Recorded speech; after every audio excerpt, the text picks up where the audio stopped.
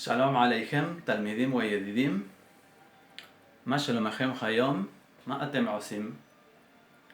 ברוכים הבאים לשיעור השנה הזה. שמי מועמר ואהיה מורכם בלשון העברי הקאדם. Hola alumnos y amigos, ¿qué tal? ¿Cómo están? Bienvenidos. Bienvenidos a esta segunda clase de hebreo bíblico. Mi nombre es Mohammed y voy a ser su profesor de hebreo. Bien, hoy vamos a continuar con el alfabeto. Vamos a esclarecer mejor y vamos a explicar mejor algunas cositas que mencionamos sobre las diferencias de pronunciación cuando a las letras se le agregan algunos signos. Vamos a repasar, por supuesto, todos los sonidos. Vamos a explicar después de eso un breve glosario de términos para que se orienten mejor con las clases siguientes cuando volvamos a mencionar términos como por ejemplo fonología o consonante oclusiva o sonora, etc. ¿De qué estamos hablando? ¿A qué nos referimos? Y finalmente vamos a hacer una pequeña lectura. Una lectura de un texto en hebreo para que puedan escuchar de primera mano cómo sonaría el hebreo clásico, el hebreo antiguo. Ya vengo.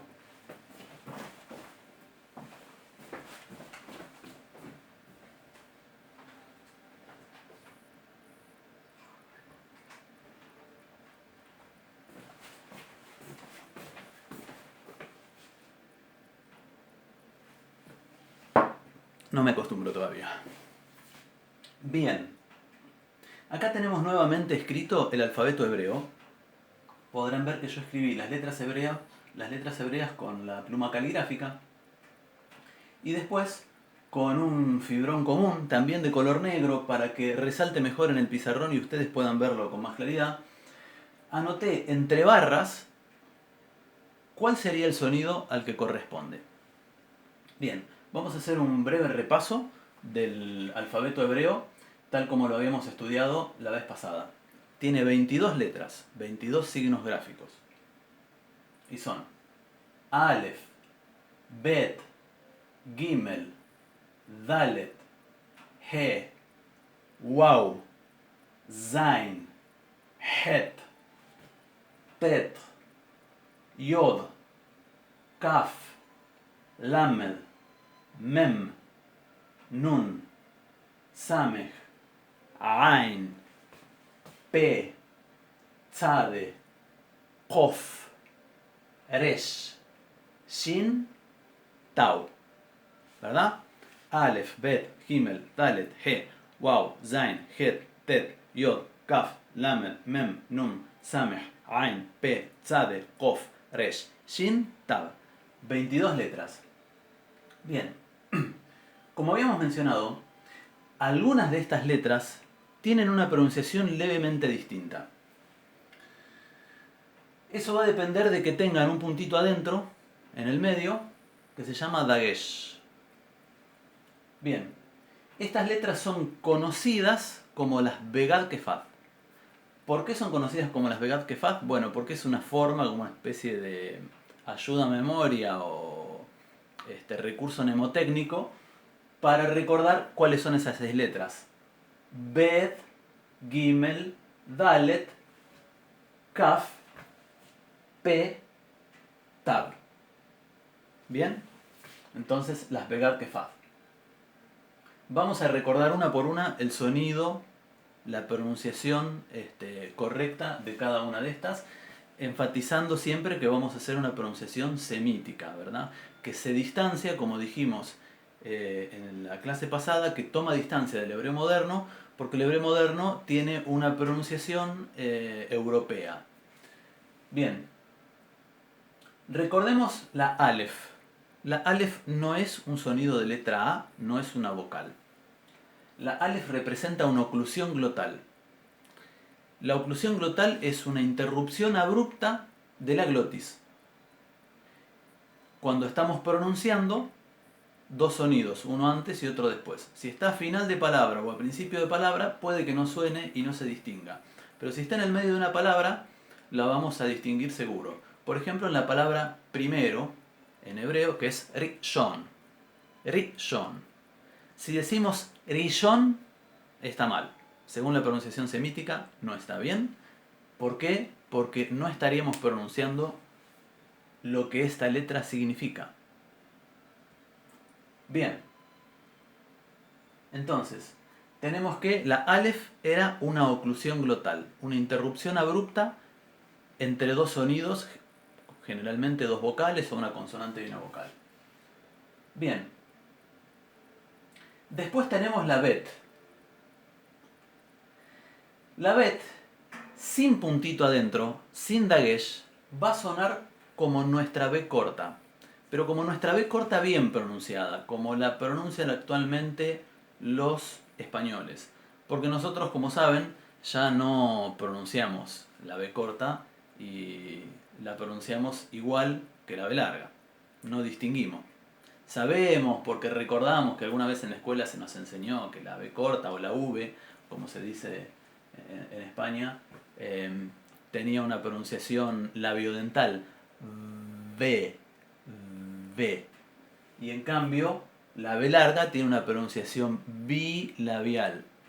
B, B. Bien.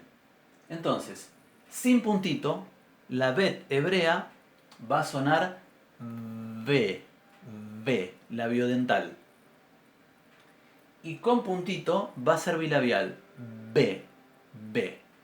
Además, hay otro rasgo que las distingue. Y es que la Bet sin puntito, la que es labiodental, es fricativa. Habíamos dicho que los sonidos fricativos son aquellos que se pueden estirar indefinidamente.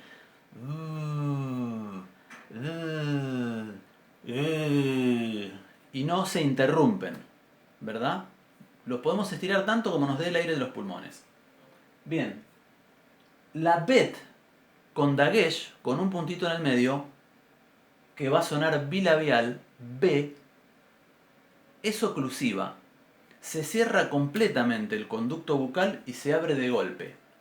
B, B, B, como nuestra B de burro o de bueno. Bien, y ese sonido no lo podemos estirar indefinidamente. Si no, tendríamos que cortarlo y diríamos ¿verdad? Bien, por eso se llaman oclusivas, porque se cierra completamente el conducto bucal y se abre de golpe. Bien, entonces las vamos a transliterar, para recordar el sonido, las vamos a escribir con caracteres latinos, una como V o B corta y la otra como B o B larga. Bien, vamos a la Gimel. Vamos a la Gimel. Algo similar sucede con la Gimel. Para que se den una idea, de las Begad Kefaf, todas las que no tienen puntito son fricativas. Y todas las que tienen puntito son oclusivas. Algo parecido pasa con la Gimel. Las dos se transliteran como nuestra letra G. Una la puse en minúscula y la otra la puse en mayúscula. La diferencia es que la primera es G. G. Y la segunda es G. G. ¿Se nota la diferencia? ¿Se percibe la diferencia? La primera la puedo arrastrar indefinidamente. G. La segunda no. G. Por ejemplo, si yo tengo en una palabra castellana la G en una posición intervocálica entre dos vocales, como por ejemplo en la palabra zaguán, seguramente voy a utilizar una G fricativa. Voy a decir zaguán y no voy a decir zaguán. ¿Verdad? Sonaría extraño, zaguán. Sonaría extraño para nosotros.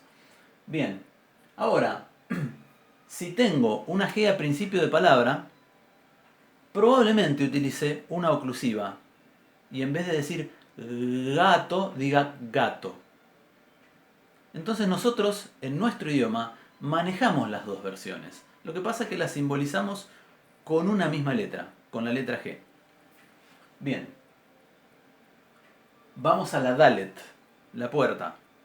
Delet en hebreo. Bien. Pasa lo mismo.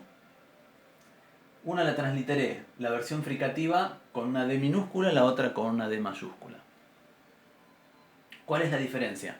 La primera es una D, lo que llamaríamos una D suave. D. D. La segunda es un poco más fuerte, es oclusiva. D. D. Si se fijan, en una palabra castellana como donde usamos las dos. Sin embargo, las simbolizamos en nuestro alfabeto latino con un solo signo. Pero cuando decimos dónde, la primera es fricativa, de, y la segunda es oclusiva, de. Esta va a ser la diferencia que van a tener la Dalet sin puntito, sin dagesh, y la Dalet con puntito, con dagesh.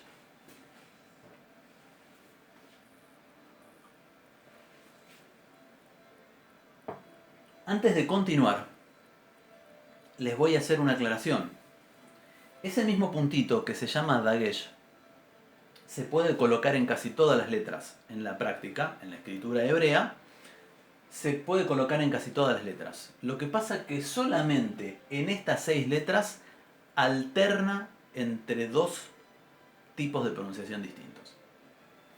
Si lo colocamos, por ejemplo, sobre una lamed, que es una letra L, igual a nuestra letra L, no va a cambiar, va a seguir siendo una L. La diferencia es que se va a pronunciar doble, lo que se llama geminada o duplicada.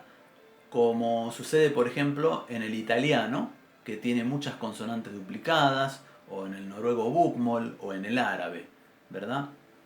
Bien. Entonces, hecha esa aclaración, continuamos. Después tenemos la G. G. G. Es, digamos, la H del inglés. Es la H del inglés. En palabras como head, por ejemplo, cabeza. Bien. Es sorda, es fricativa. Digo sorda porque no usa acción de las cuerdas vocales. En un rato lo vamos a explicar bien, toda esa terminología. G. G. G. Y es suavecita, porque hay otra que es más fuerte. Bien. Después tenemos la wow. La wow. La vamos a transliterar con una W y no como una U. ¿Por qué? Porque es un poquito más cerrada y un poquito más fuerte. En vez de ser U, es WU. WU. WU. Bien. Esta letra, al igual que la Yod y al igual que la E, se utilizaron en el periodo preexílico para simbolizar las vocales largas del hebreo a final de palabra. Y después del exilio de Babilonia, se utilizaron también en el medio de la palabra. En las gramáticas clásicas compuestas por presbíteros y sacerdotes que han estudiado el hebreo, generalmente conjuntamente con el griego y con el latín por ser las escrituras que ellos consideran bíblicas, en esas gramáticas se las llama con el nombre latino de matres lectionis, que quiere decir madres de la lectura o ayudantes de la lectura. Sin embargo, después se va a especificar mediante un signo diacrítico si esas vocales largas, cuál es la calidad vocálica exacta. Porque como dijimos, el sistema vocálico del protosemítico era trivocálico. Tenía solamente A, U, I. Entonces, la wow se va a utilizar para vocales largas que sean que sean O U. Y si es O o U, se va a aclarar mediante un signo diacrítico. La Yod se va a utilizar en la escritura hebrea para indicar vocales largas que sean I o E, generalmente, ¿verdad? Y si es I o E, se va a aclarar mediante un signo diacrítico. Y la G, generalmente se suele utilizar para la vocal A. Bien. Pero de forma aislada, tenemos que decir que la wow suena WU. Bien. Después tenemos la Zain. Zain. Bien. Fíjense que hay algunos signos en el alfabeto hebreo que son levemente parecidos. Hay que aprender a distinguirlos y a no confundirlos. La waw y la zain tienen una leve diferencia. En la waw se utiliza un solo trazo, que no se interrumpe. En la zain hay una cabecita y luego el trazo se interrumpe y sale del medio de la cabecita. La vamos a transliterar con una Z con un puntito abajo. ¿Por qué? Porque no es una Z propiamente dicha, sino es lo que se llama una fricativa alveolar sonora o sibilante, que es zai, zain, zain. Es como el sonido que haríamos si intentamos imitar un mosquito o un moscardón, ¿verdad? Dije moscardón, pero hago una paloma. Bueno, es que no me sé cómo hacer un moscardón o un mosquito con las manos. Bien. Después tenemos la het. La het. Esta letra, este sonido se va a pronunciar un poco más atrás que la G y es más fuerte. Esta es G y esta es het. G, het. G, het. Bien. Digamos que tiene que raspar un poquito la garganta. A mí personalmente de los sonidos semíticos es uno de los que más me cuesta. Quizá el que más me cuesta. Bien. La transliteré con una J mayúscula. Porque después vamos a ver que hay otro sonido que sería más equivalente a nuestra J castellana. Bien. Después tenemos la tet. Tet. Tet. Es esta que está acá arriba. La transliteramos con una T minúscula con un puntito abajo para indicar que tiene una pronunciación levemente distinta a la T. Y esta letra es una de las que llamamos en la clase pasada velarizadas. Es básicamente una letra T, pero tiene algunos rasgos fonéticos levemente distintos. Primero, la letra T la podemos pronunciar solamente con la punta de la lengua. La tet en realidad se empuja toda la lengua hacia adelante, hacia los dientes y la encía para pronunciar la letra. Tet, tet. Y además se le da un sonido grave en la garganta como si uno lo estuvieran acogotando. Se constringe un poco la garganta en la base de la lengua y el velo, la parte blanda del paladar, donde termina el paladar duro, atrás esa parte blandita que podemos tocar con la lengua, se llama velo del paladar o paladar blando. Por eso se llaman velarizadas. Bien, entonces esta se pronuncia tet. Para que se den una idea la vamos a comparar con la que está al final del alfabeto, que es la tau, y que sería nuestra T. Esta es tet y esta es tau. Esta es tet y esta es tau. No sé si logran percibir la diferencia en el sonido. Bien, después continuamos con la yod. La yod.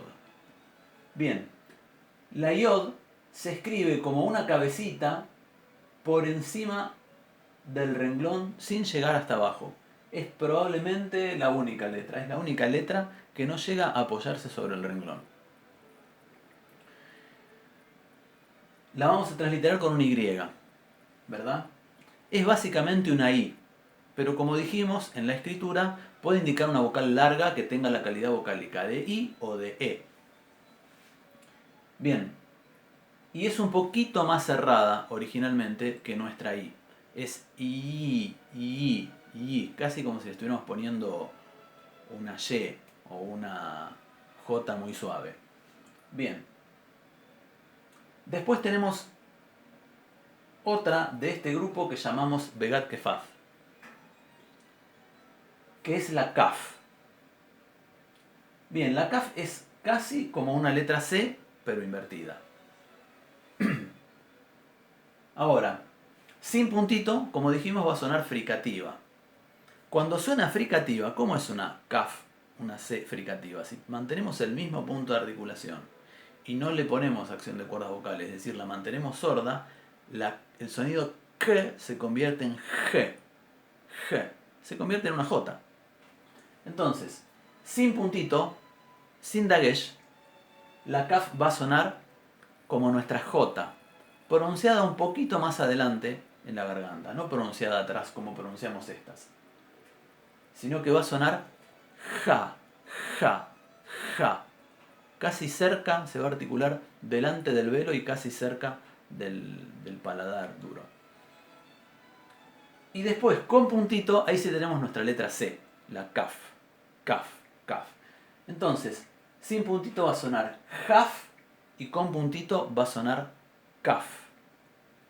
Voy a compararles para que, a ver si escuchan la diferencia de sonido, la G con la het con la jaf, con una misma vocal. Vamos a ver. Ja, ja, ja. ¿Escuchan la diferencia? Para nosotros es difícil porque toda esta colección de sonidos para nosotros sería una J y punto, ¿verdad? Pero las lenguas semíticas distinguen entre esos tres sonidos, es muy importante. Entonces tenemos la ja, ja, ja, la ja, ja, ja, y tenemos la ja, ja, ja. ¿Sienten la diferencia? Bien.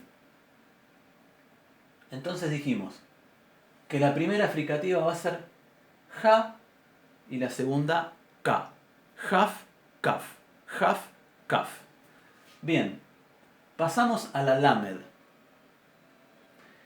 Yo la dibujé acá con un palito como de L mayúscula porque no quería que se confundiera con una I. Cuando uno dibuja a mano la diferencia entre una I y una L puede no percibirse.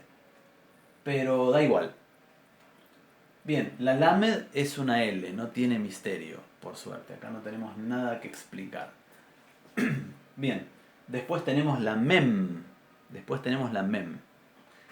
La mem es una bilabial oclusiva, nasal, sonora. Mem, nuestra M. Después tenemos la nun. Nun es nuestra letra N, sin ninguna diferencia de pronunciación. Después tenemos la samej. Samej, que se pronuncia igual que nuestra S. Hasta acá viene sin misterio la cosa. Y después, finalmente, acá abajo del pizarrón, tenemos la ain. Ain, que es una fricativa uvular sonora o glotal sonora. Bien, la vamos a transliterar con una comilla que es distinta a la de la alef.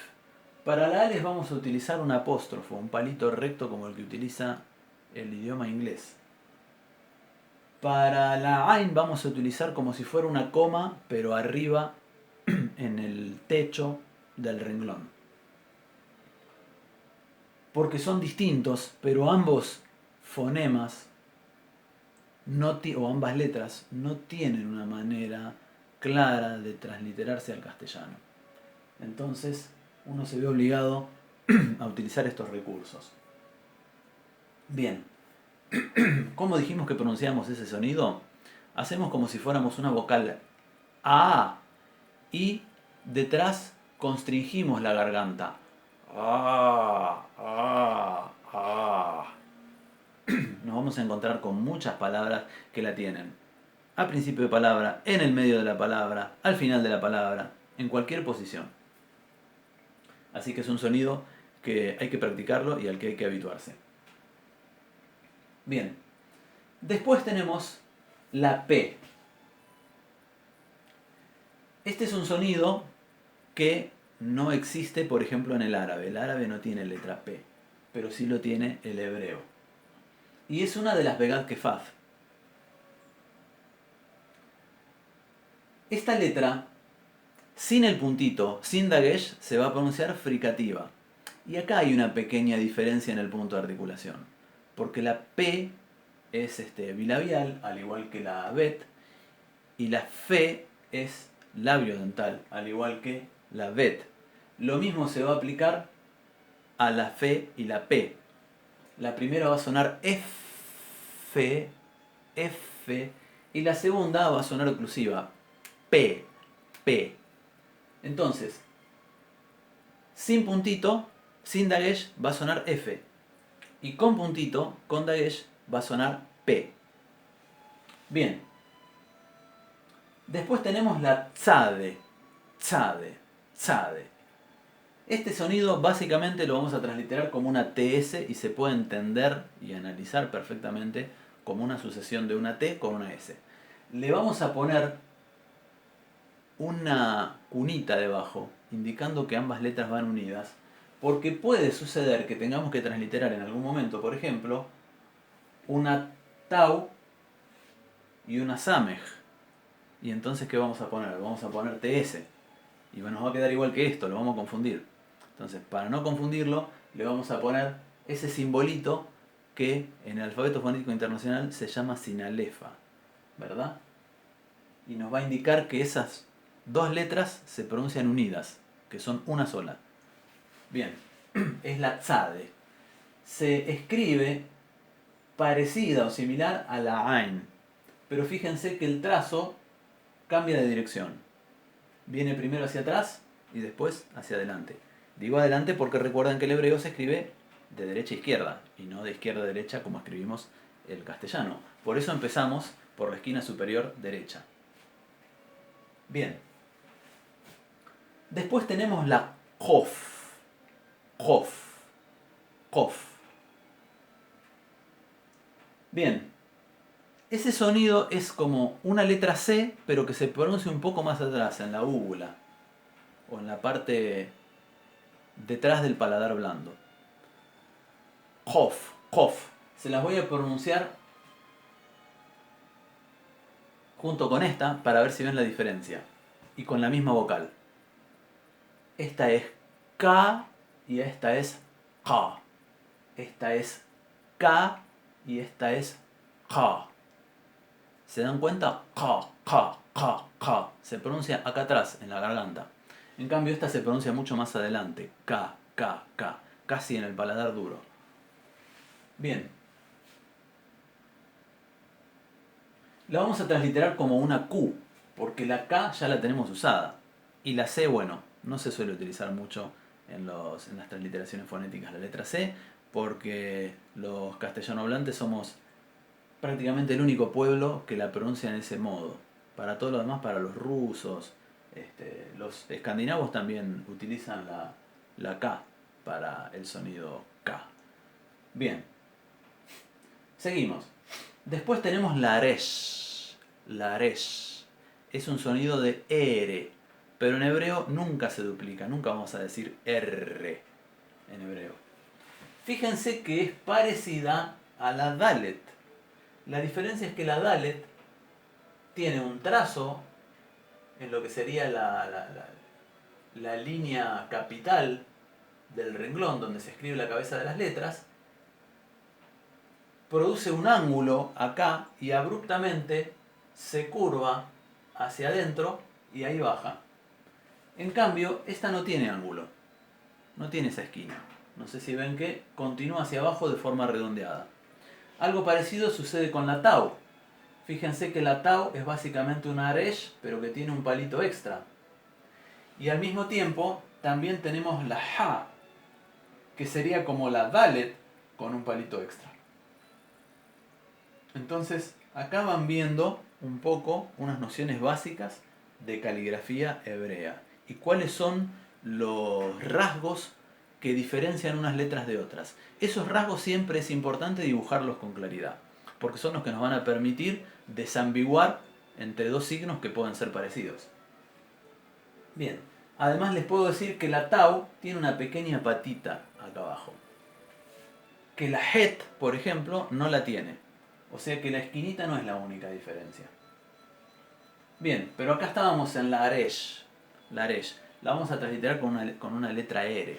Con una letra R. Y tenemos que acostumbrarnos a que en hebreo el sonido R puede aparecer en cualquier posición. Y puede aparecer, y aparece de hecho muy frecuentemente, a principio de palabra, lo cual es atípico para nosotros. Para nuestra fonología castellana es atípico. Nosotros toda R que está a principio de palabra la pronunciamos como R. Radio, reloj, rayo. Nadie dice rayo. reloj, excepto un extranjero. Bien, pero en hebreo tenemos palabras como rosh, cabeza, ¿verdad? Rishon, primero, habíamos dicho antes, ¿verdad? Bien. Continuamos. Después tenemos la shin. Shin. Bien. Esta letra tiene un puntito, pero fíjense que no está en el medio. ¿Por qué no está en el medio? Porque no es un dagesh. No todo puntito en el alfabeto hebreo es un dagesh. Este puntito es una parte constitutiva de la letra. Y le va a dar a la letra dos pronunciaciones distintas. Pero no van a ser una fricativa y otra oclusiva como dijimos antes, por lo tanto no pertenecen al grupo, no pertenece al grupo de las Begad Kefat. Bien, con un puntito arriba a la derecha se va a pronunciar como nuestra SH o como la SH del inglés. Le vamos a poner también acá debajo ese simbolito que dijimos que se llama sin alefa, porque puede darse el caso que tengamos que transliterar, por ejemplo, una samej y después una G. ¿Y qué vamos a poner? Vamos a poner SH y la vamos a confundir con esa. Así que a esta le vamos a poner el simbolito ese de abajo para indicar que ambas letras indican un solo fonema, una sola letra. Bien, entonces, con el puntito a la derecha se va a pronunciar shin. Y con el puntito a la izquierda se va a pronunciar sin, como nuestra S, igual que la samej. Igual que la samej. Bien. Y después tenemos la tau. Esta letra es la última del alfabeto y también la última de este grupo de 6 letras que llamamos Begad Kefat. Y que tienen sin puntito una pronunciación fricativa, un poquito más suave. Con puntito, una pronunciación oclusiva, un poquito más fuerte. En este caso, sin puntito se va a pronunciar como nuestra Z, pero como la Z castellana bien pronunciada como la pronuncian los españoles, los hispanohablantes de España, ¿verdad? Porque nosotros ya no pronunciamos tampoco la Z. Decimos zorro, zángano, zaguán, por ejemplo, ¿verdad? Bien, entonces, por eso la transliteré con una Z pero manuscrita. Con una Z pero manuscrita. Y no con una Z imprenta como está acá. También se podría utilizar, si quieren y les resulta menos complicado, para transliterar, se podría utilizar una Z manuscrita sin puntito. Como ven acá le puse el puntito. Se podría utilizar ahí una sin puntito, siempre y cuando uno recuerde que la pronunciación de ambas es muy distinta. Esta se va a pronunciar Zain. Y esta se va a pronunciar Za. Za. Esta es sorda, esta es sonora. Esta es alveolar, esta es interdental.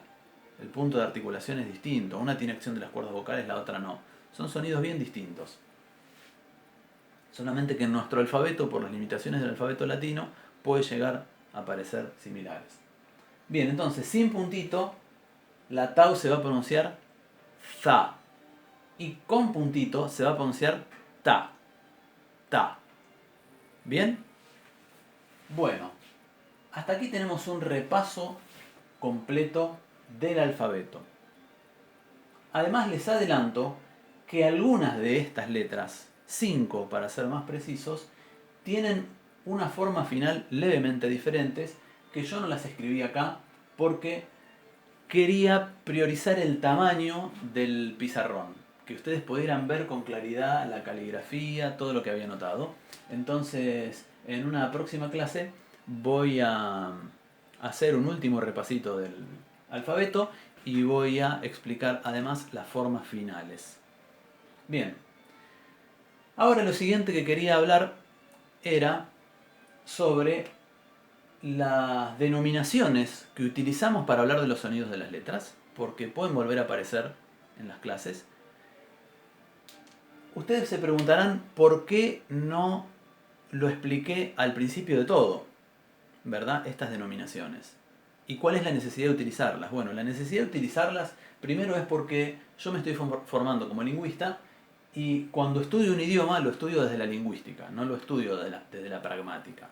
No estudio un idioma para ir a otro país a preguntar cuánto sale eso y dónde queda el hotel, sino que estudio un idioma por sed de conocimiento, por curiosidad, ¿verdad? Por amor a la lengua, por decirlo así.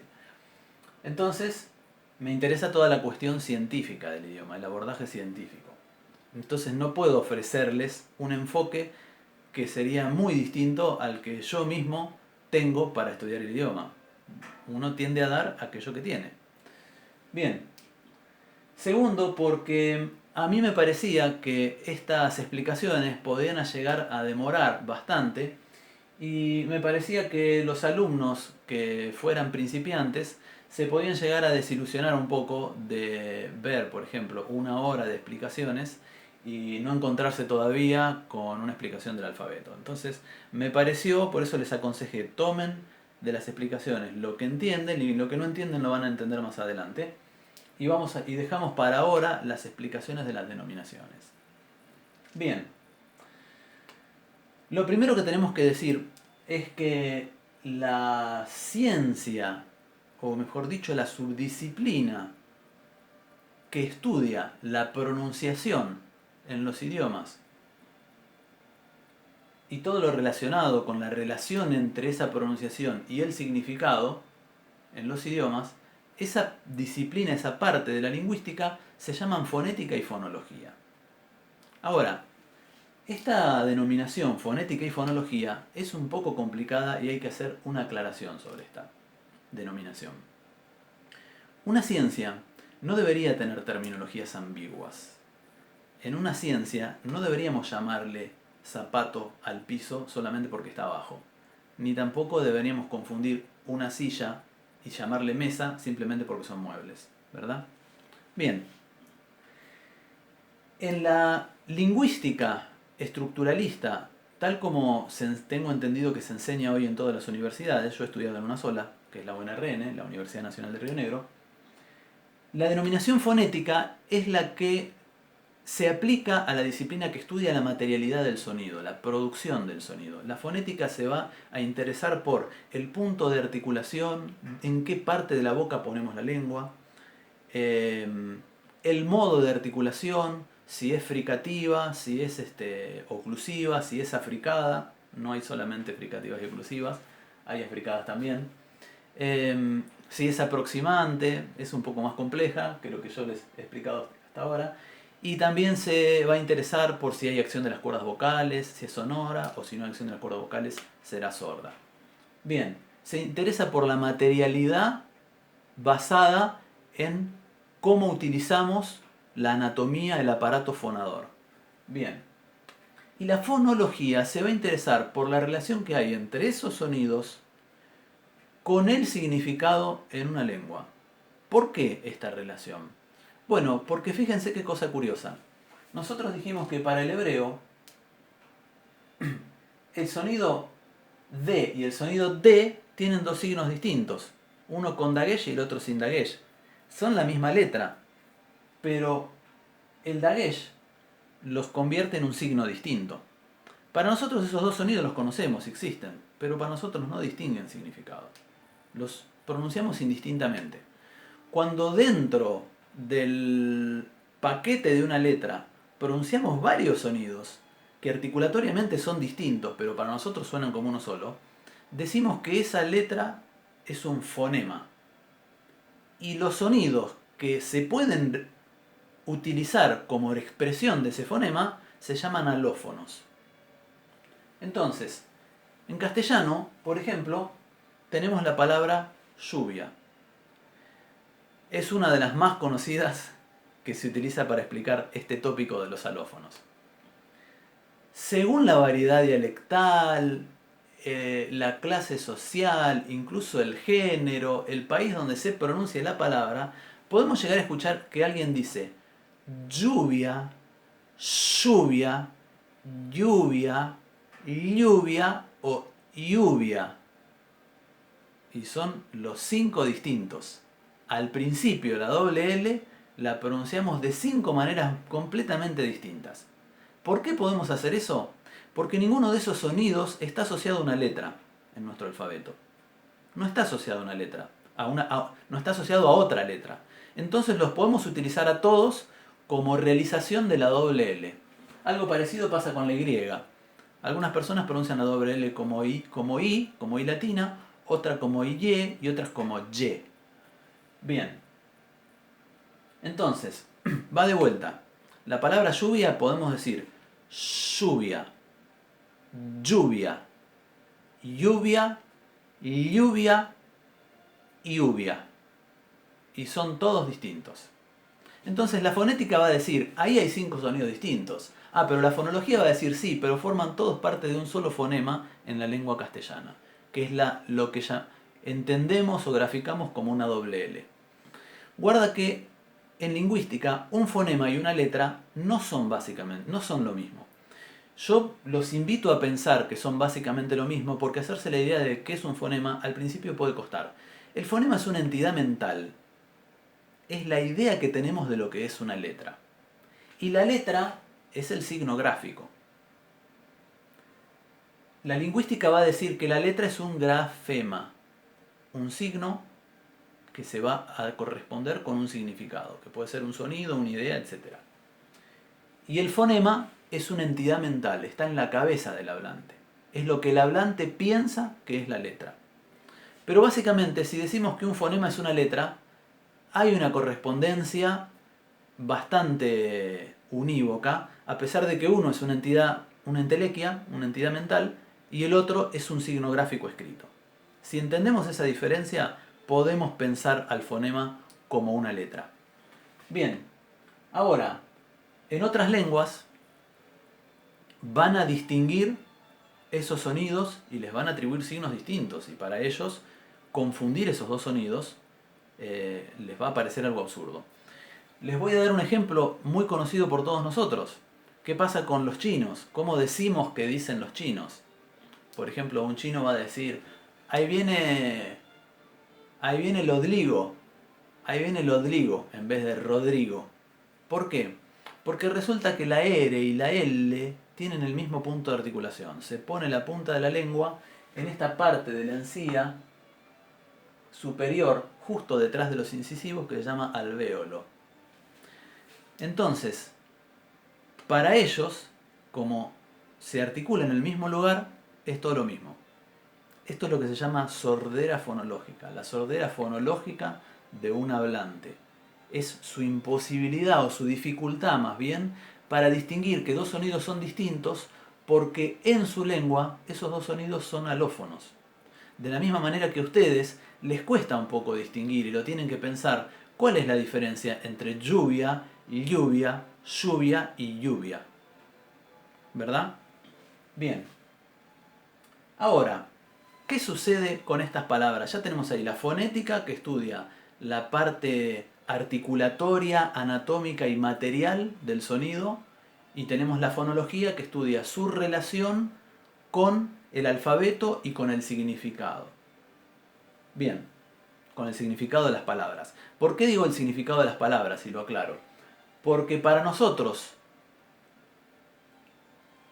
luego y fuego y ruego son tres palabras bien distintas. Pero para un chino, luego y ruego pueden sonar igual. Entonces no distinguirían significado. Y ellos pueden tener en su vocabulario dos palabras y pronunciar una como ruego y otra como luego y que sean la misma palabra. De la misma manera que nosotros decimos lluvia y lluvia y son para nosotros la misma palabra.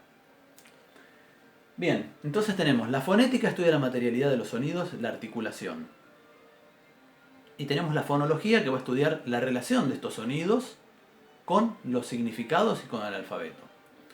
¿Cuál es el problema con esta denominación? Yo voy a seguir utilizando esta denominación porque es la que a mí me enseñaron y me están enseñando en la universidad, y es la que los compañeros y compañeras de la universidad que puedan estar viendo este video, la denominación que van a reconocer. Pero si ustedes observan etimológicamente la palabra fonología, quiere decir estudio del sonido.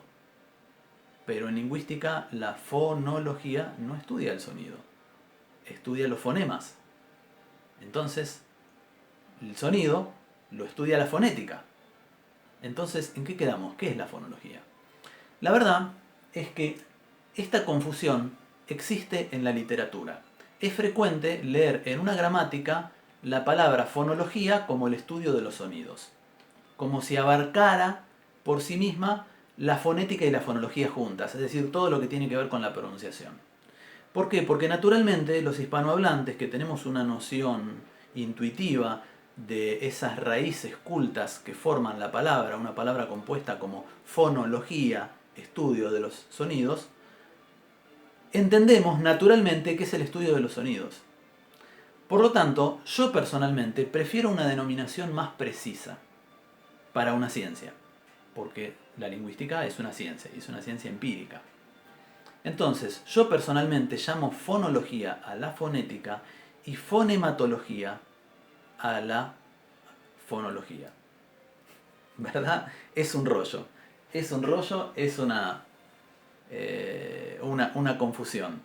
¿Por qué? Porque de esa manera fonología pasa a ser unívocamente el estudio de los sonidos y fonematología pasa a ser unívocamente el estudio de los fonemas. Y la palabra es transparente y no nos confundimos nunca. Pero bueno, todavía hay mucha gente, incluso lingüistas, que siguen diciendo fonología a la fonética y fonética a la fonología. Así que aclaramos que vamos a utilizar la denominación corriente en la universidad. No vamos a utilizar la personal, la que yo utilizaría, ¿verdad? Pero se los aviso porque puede que en algún momento se me olvide cuál es la terminología que tengo que utilizar para ustedes y diga fonología como todo, ¿verdad? Como el estudio. Por ejemplo, yo tuve que hacer una presentación sobre el estudio de los sonidos de una lengua africana que tiene chasquidos en mi universidad, en una jornada de estudiantes, la lengua hon, hon, y entonces la titulé Introducción a la fonología del hon. Y lo primero que me señaló mi profesora es, pero ahí no quisiste decir fonética, porque fonología es otra cosa. Y yo decía, bueno, sí, por supuesto. Lo que quise decir es, como dice Thomas Lambdin en su gramática o otros autores, fonología en el sentido amplio, como estudio de todo lo relacionado con la pronunciación. Bien, ahora vamos a aclarar algunos términos y algunas denominaciones de esta subdisciplina que se llama fonética. Porque ya introdujimos algunos términos que corresponden a la fonología, la que estudia la relación del significado con el sonido, como por ejemplo alófonos o fonema, son dos nociones básicas de la fonología.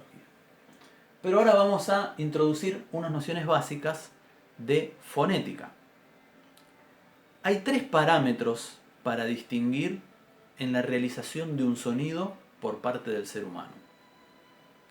Está el punto de articulación, el modo de articulación y la voz.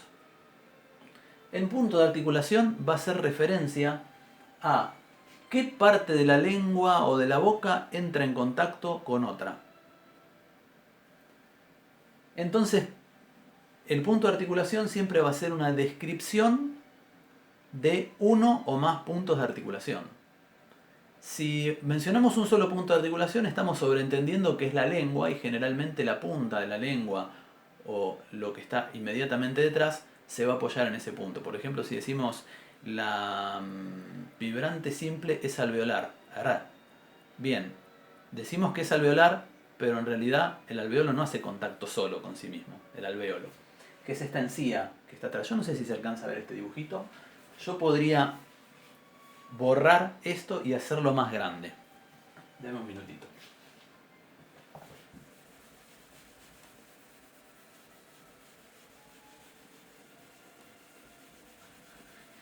Bien, para comprender las definiciones y las denominaciones de la fonética, básicamente tenemos que estudiar un chiquitín de la anatomía de la boca, del instrumento musical y comunicativo por excelencia del ser humano.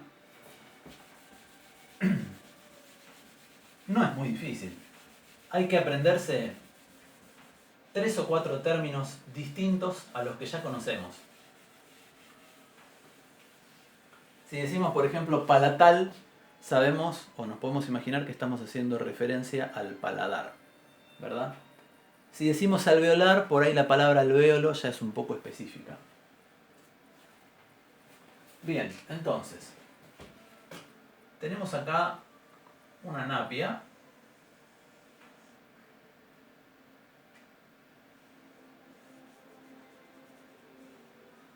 Con un agujerito. Un labio. Y un incisivo superior. Con un abombamiento en la encía, el paladar duro y más acá atrás el paladar blando con la famosa campanita. Después tenemos un mentón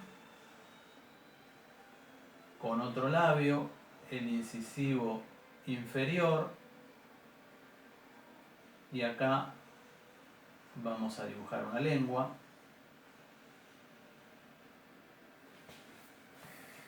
La parte de abajo me quedó muy chica. Perdonen el perfeccionismo.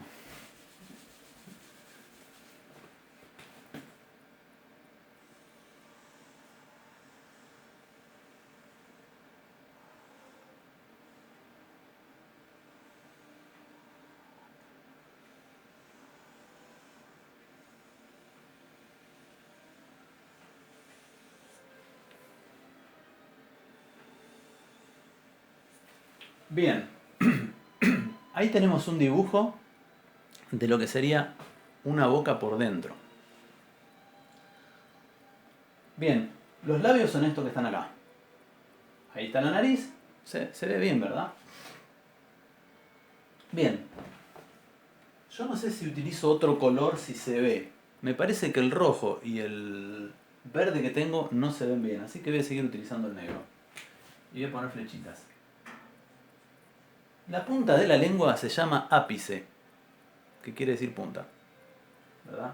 El ápice, la parte de arriba también, por ejemplo, de una pirámide. Bien. Ahora, si la punta de la lengua se pone en cualquier otro lugar, generalmente no decimos apical, pero se sobreentiende que un sonido que diga, por ejemplo, que es dentoalveolar o alveolar, lo que vamos a poner es la punta de la lengua, entonces sería dentoalveolo apical, pero no se dice esa cosa tan larga. Bien, después, inmediatamente detrás, hay una parte chatita, plana, de la lengua, que se llama la platina, que quiere decir algo plano, ¿verdad? Bien. Si decimos dental, significa que la punta de la lengua se va a apoyar en los dientes, muy frecuentemente en los incisivos superiores, que como están en oposición a la lengua, son los que más frecuentemente reciben a la lengua o le sirven de punto de apoyo. Bien, si tocan dentro de la boca con la lengua, van a ver que acá la encía hace un abombamiento. Este abombamiento que está acá se llama alvéolo. Bien, entonces cuando decimos que una consonante es alveolar, significa generalmente que la lengua se va a apoyar ahí. Por ejemplo, para decir la L, pero también la N. Tanto la L como la N, las dos son alveolares y no son las únicas. Bien. Explorando, si siguen explorando el interior de la boca con la lengua, se van a encontrar con lo que se llama el paladar duro y que tiene en el medio una rayita, porque ahí es como que está el hueso, ¿verdad? Y los huesos del cráneo humano dentro del feto se dividen en dos conjuntos y después se cierran, ¿verdad? Tanto los huesos como el rostro, como digamos, los músculos y la piel del rostro. Por eso cuando ese cierre en un punto determinado del desarrollo fetal, que creo que está cerca de los 3 meses, una cosa así, cuando fracasa, a algunos chicos les pasa esta cuestión de que como no se les cerró bien, les queda el labio leporino y se lo tienen que suturar u operar después. Bien, entonces por eso dentro del paladar podemos ver que hay como una línea divisoria que va desde la nuca hasta la nariz, por decirlo así, o en ese sentido, en esa orientación. Bien, el paladar duro más o menos llega hasta acá. Esto que está acá sería el paladar duro. Cuando decimos que una consonante es palatal, significa que el punto de articulación tiende a ser ahí. No es tan fácil meter la lengua ahí de una forma muy precisa como lo haríamos apoyándola sobre el alvéolo o sobre los incisivos superiores. Pero frecuentemente uno pone la lengua de tal manera en que el punto de cierre más exacto o aproximado es a la altura del paladar duro. Por ejemplo, si decimos una J bien adelante, en una palabra como por ejemplo monjita, ji, esa J es una J bien palatal, bien palatizada. Y bueno, la palatal por excelencia es la she. La lengua no llega a entrar en contacto ni el abombamiento de atrás ni la platina con el paladar.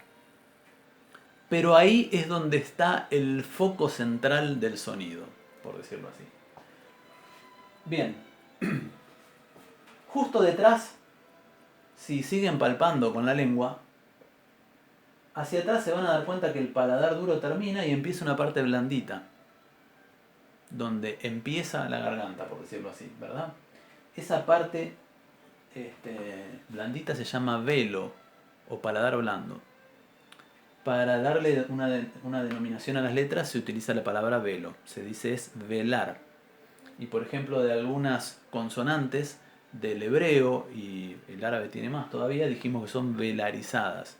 Es decir, al mismo tiempo que se articula la lengua con alguna parte de la zona frontal, al mismo tiempo se constringe un poco la garganta y se hace apoyar la lengua contra el velo o paladar blando. Después tenemos la úvula y después tenemos la laringe, ¿verdad? Que no me llegó, no da lugar ahí para escribirla, ¿verdad? Generalmente los sonidos guturales o glotales de las lenguas semíticas se pronuncian de acá para atrás. De acá para atrás. Y nosotros, en el castellano y en casi todas las lenguas, o muchas de las lenguas europeas, no en todas, se tienden a pronunciar de acá para adelante.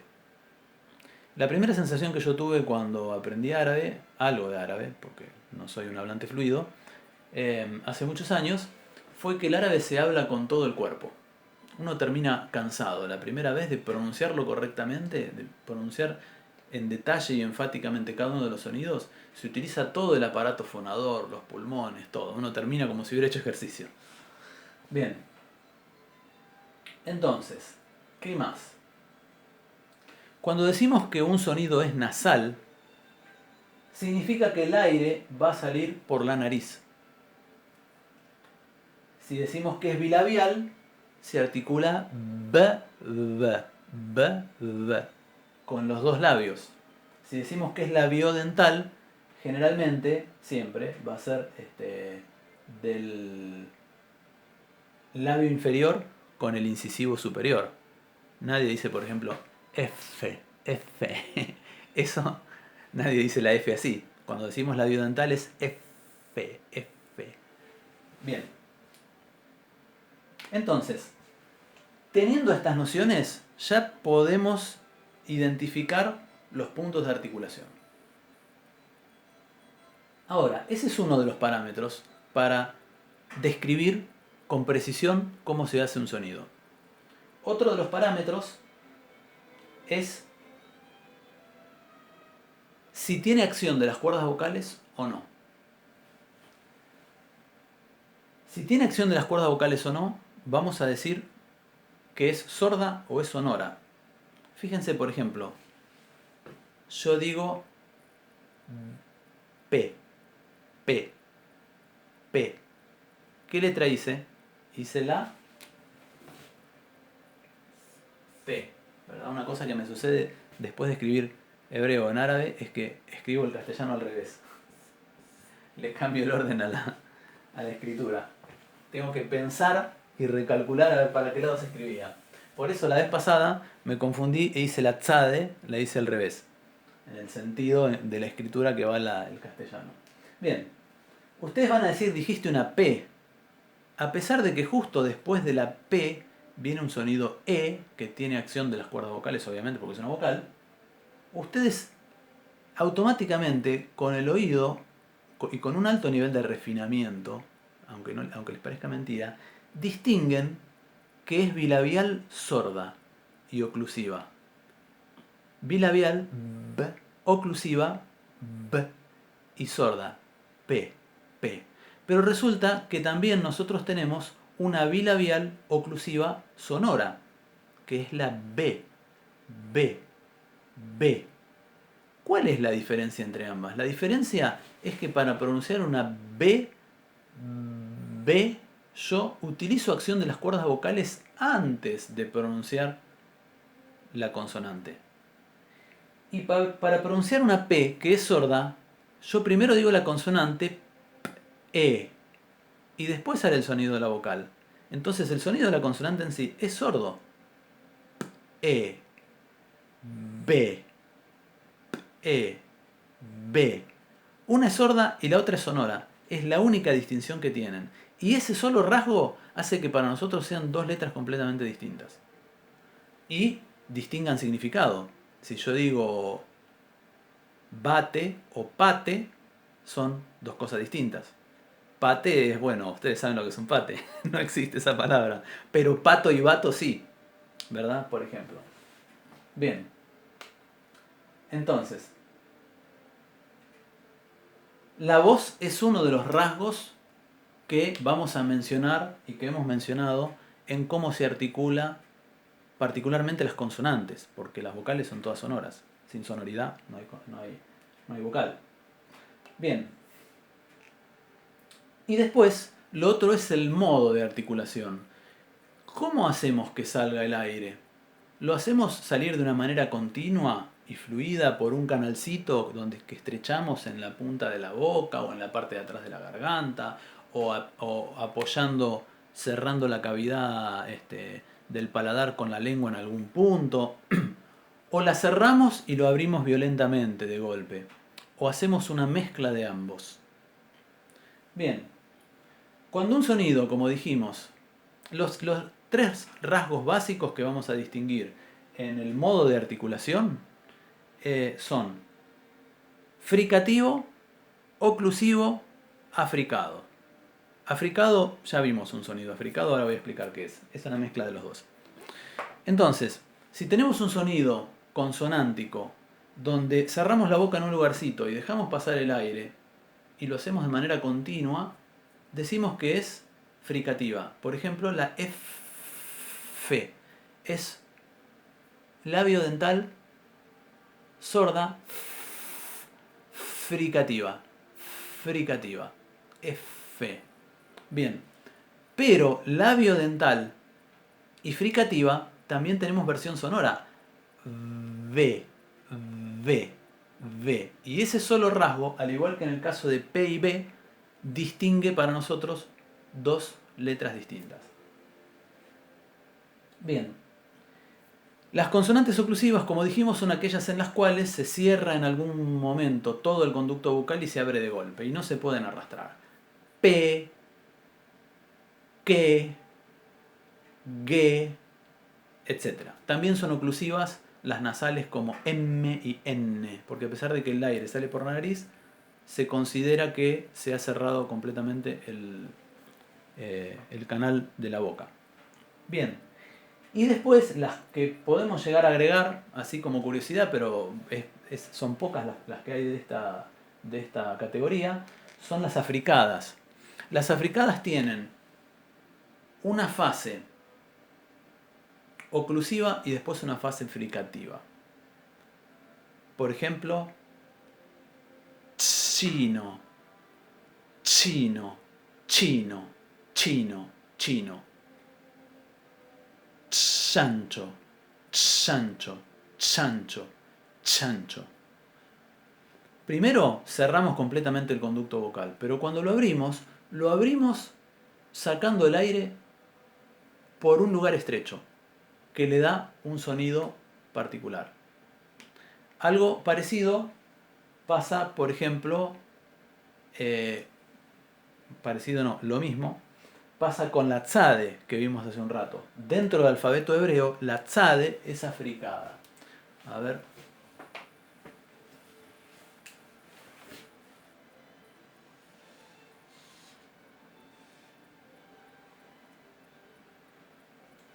La tzade, que transliteramos como una TS, la transliteramos como una TS porque tiene dos fases.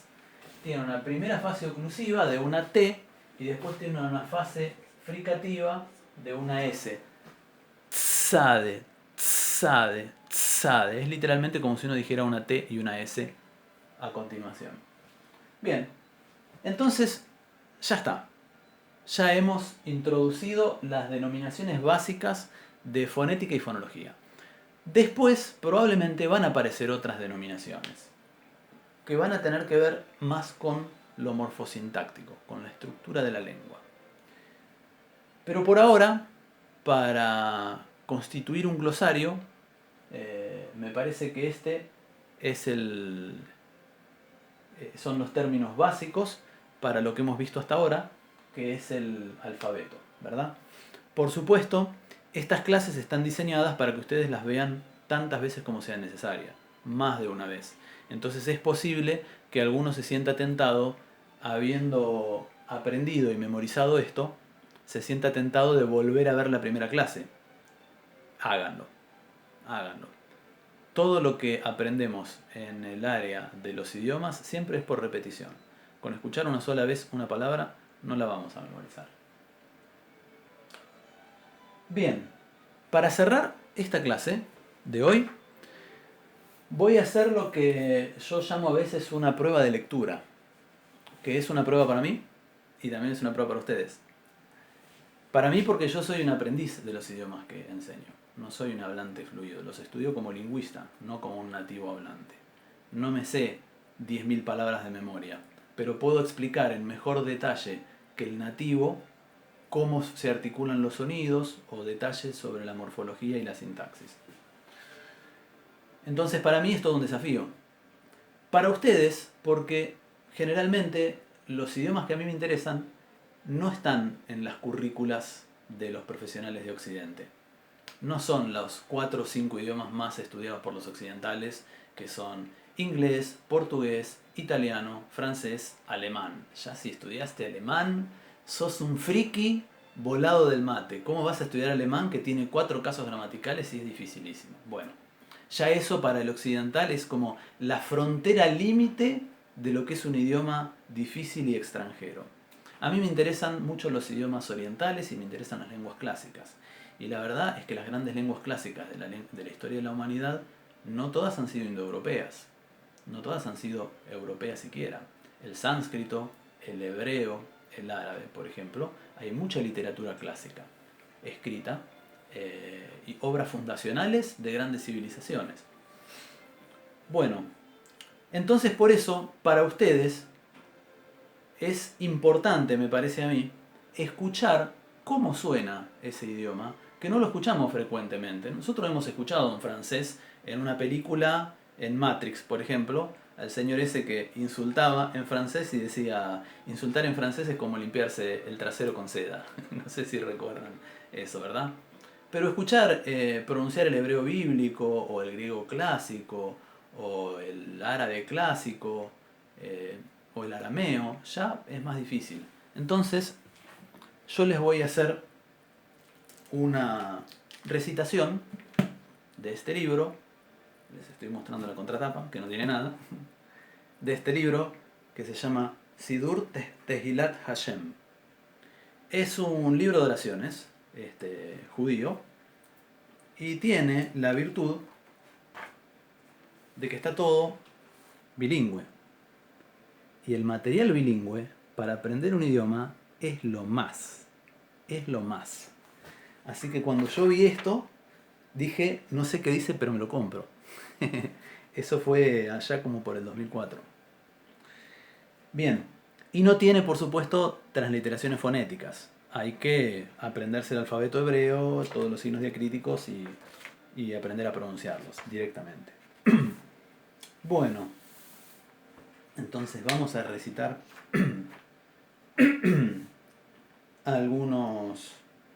una página, ¿verdad? Un poquito de...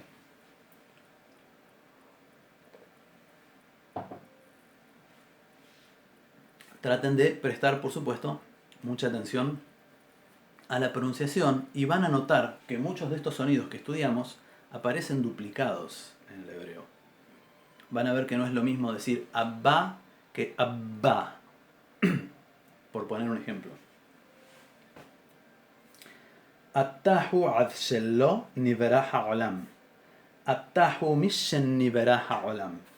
Attahu ba'olam hazeh ואתהו לעולם הבא. קדש את שמך בעולמך על עם קדישי שמך, ובישועתך מלכנו תרום ותעביח קרננו וחושיענו בקרוב למען שמך. ברוך המקדש שמו ברבים. אתהו אדוני האלוהים בשמיים ובארץ, ובשמי השמיים העליונים.